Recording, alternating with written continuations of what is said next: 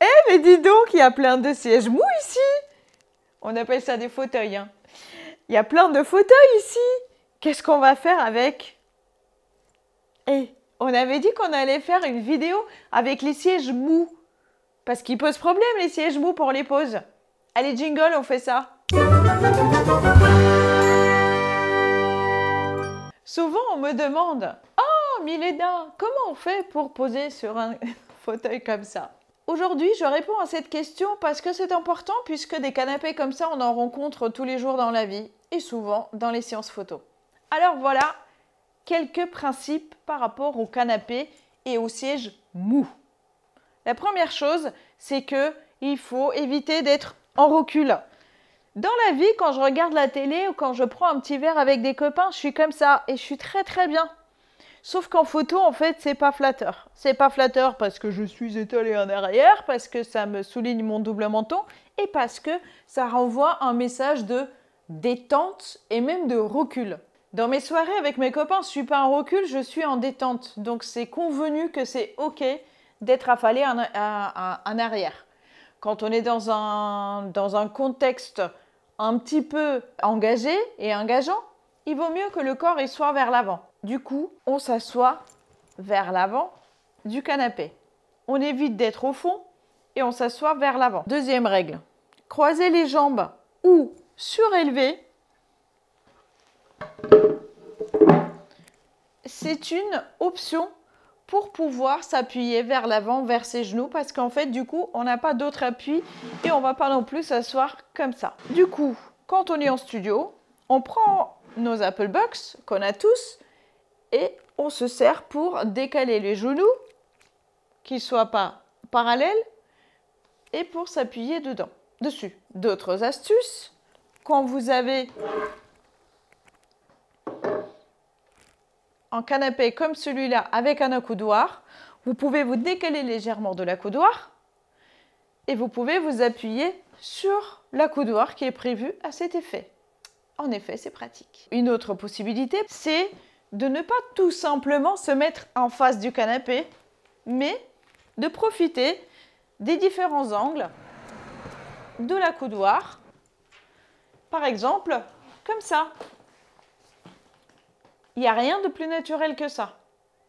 Ce à quoi le photographe devrait faire attention dans tous ces cas-là, c'est qu'on ne soit pas comme ça. Il faut se tenir bien droit. Le modèle, il doit se tenir bien droit. Et c'est à vous, photographe, de cadrer pour que ça soit joli. Là, peut-être, mes pieds, ils ne sont pas très jolis à l'image. Mais c'est pas grave parce que si vous cadrez ici, eh bien, c'est très joli. Enfin, j'imagine. Est-ce qu'on peut s'allonger sur un divan? Eh bien, si vous faites des photos pour un cabinet de psychanalyste. Oui, tout à fait, tout à fait. Sinon, je ne vois pas l'intérêt. Moi, je peux m'allonger sur un divan. Parce que moi, je fais ce que je veux. En fait, je suis en train de me rendre compte que je parle beaucoup de corpo. Dans ma tête, en fait, je parlais corpo, mais en fait, il ne faut pas.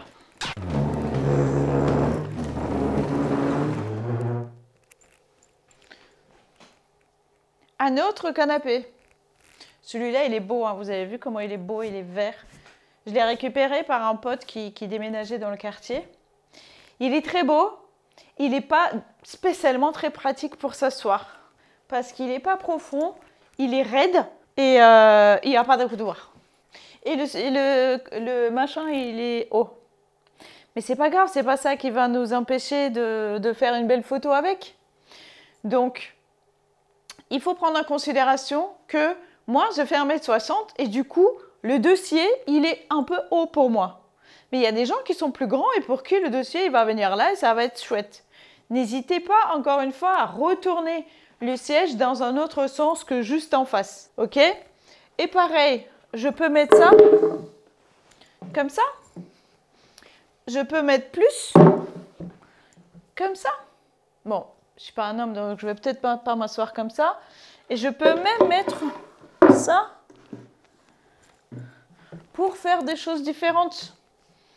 Ici, sur celui-là, qui est un peu moins mou, donc on s'enfonce un peu moins, il n'y a pas besoin de se tenir au bord.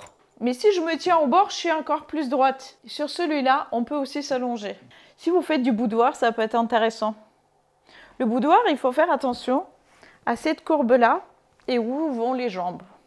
Donc en fait, cette courbe-là, elle peut être accentuée avec la main ici. Vous voyez la ligne de la main? Hop, comme ça. Et ce canapé dans lequel on ne s'enfonce pas trop, il est bien pour ça. Il dessine. On peut faire ça.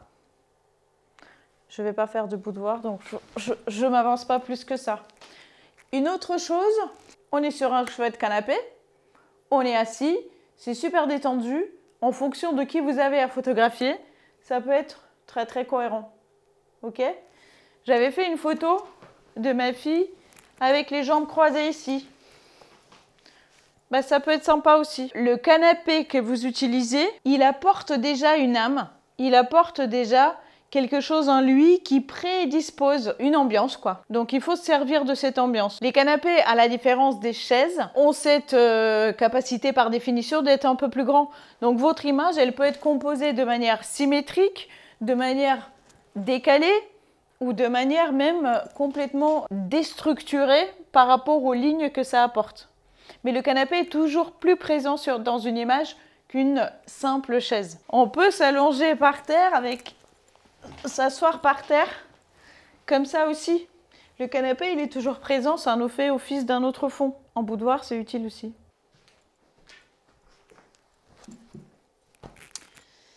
Eh bien, mon petit fauteuil gris, sobre, élégant et un peu froid, il peut être très très bien et il peut être un chouïa compliqué parce qu'il est mou. En fonction de la morphologie de chacun, ça peut être tout simple, comme ça, je m'assois et puis ça marche. Et ça peut être un peu plus compliqué parce qu'un peu plus avachi. Surtout les gens qui ne savent pas se tenir droit, c'est un peu compliqué. Ils vont éventuellement mettre les mains comme ça sur les genoux et ça, c'est pas joli. Il faut éviter de mettre les mains sur les genoux qui tiennent le truc. On s'assoit sur le bord. Et pareil, en fait, c'est assez simple. Comme tout. Soit vous montez les genoux pour pouvoir s'appuyer dessus, soit vous décalez un genou qui ne soit pas symétrique à l'autre, qui ne soit pas au même niveau, juste pour créer de la dynamique dans l'image.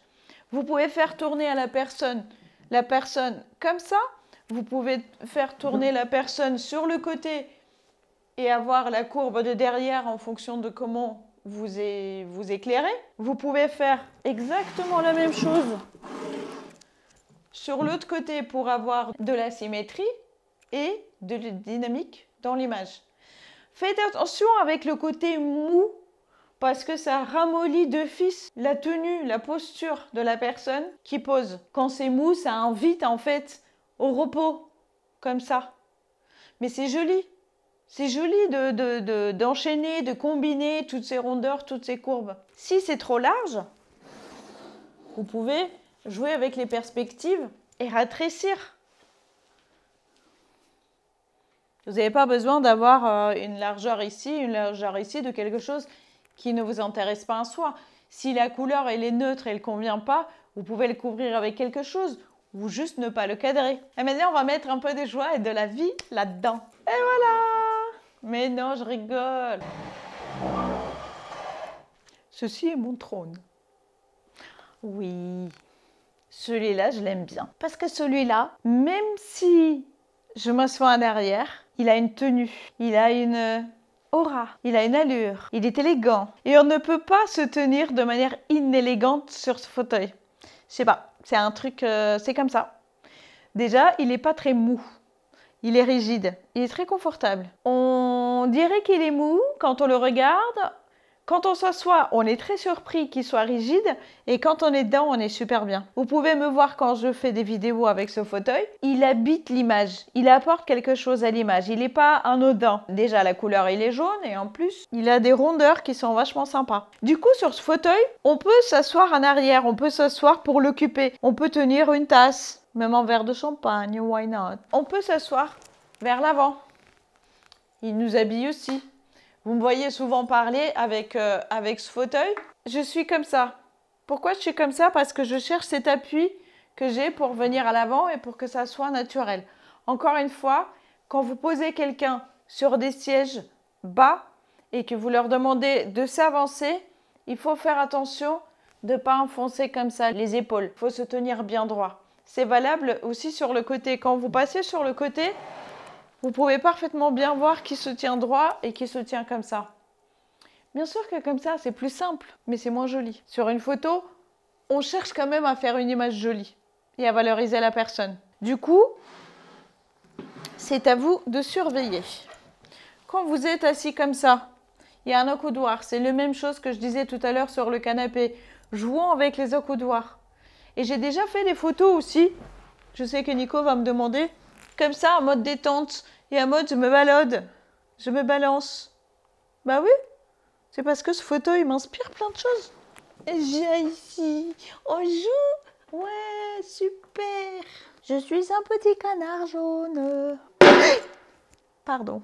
Voilà. En gros, les sièges mous sont différents que les chaises parce qu'ils donnent plus de possibilités. Du coup, plus de contraintes et du coup, plus de vigilance. Quand vous êtes photographe, vous devez observer tous les petits détails de l'enfonçage et de la distance. Et quand vous êtes photographié, vous devez essayer de vous inspirer par le siège que vous occupez.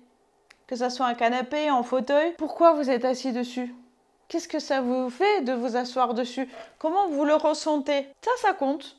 Et voilà. Eh bien, amusez-vous. Commentez, envoyez des photos. Abonnez-vous, bien sûr. Et suivez-nous. À très bientôt.